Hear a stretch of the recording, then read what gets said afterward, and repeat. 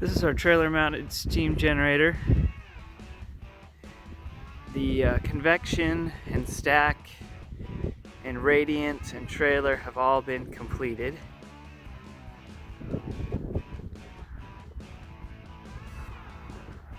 We have most of the process piping also complete and welded. It just has to be installed on the system.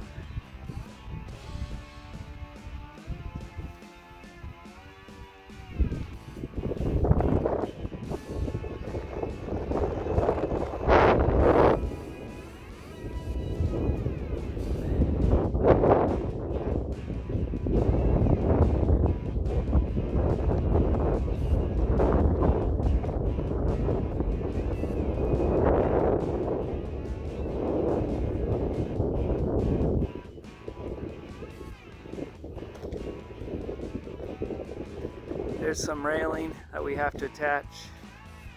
It's ready to go on, and the control panel and pump will go on this back end here, as well as a burner will mount right there.